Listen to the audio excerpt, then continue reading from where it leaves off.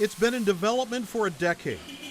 It uses aerospace technology, and that's no joke. This can quite easily take 50,000 pounds.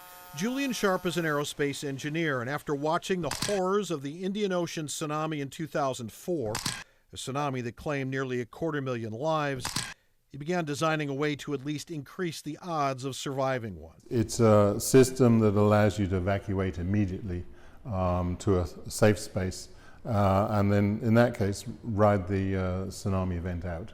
It was these pictures taken in Japan that really showed what the capsule is designed for. Yes, people drown in tsunamis, but a big threat is being crushed to death in a swirl of floating debris. 3, 2, 1.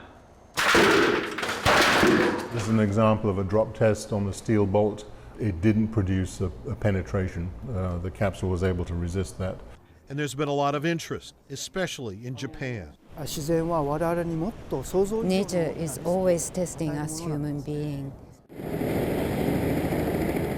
It even survived a drop over Palouse Falls. My 50-year career in doing tsunami research is that every time we discover something new, the hazard is worse than we thought.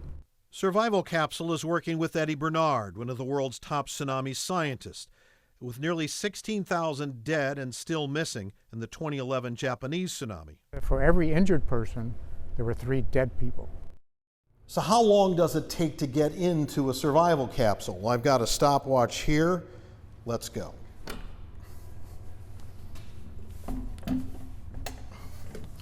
So get one leg in.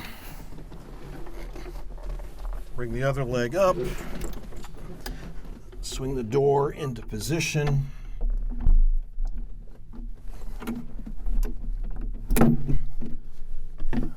Close it up, get in my seat, and that is 26 seconds, and I'm pretty clumsy. All right, let me see if I can do this.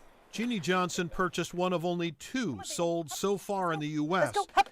Good girl. She lives in Washington's low-lying Long Beach Peninsula, where a drive to safety may prove impractical, and there are no evacuation towers yet. I'll take the marine key from inside the house, open the door, get in, get Trixie in, and anybody else that can fit, frankly, and then I'll have to lock the door, and I'll ride it out.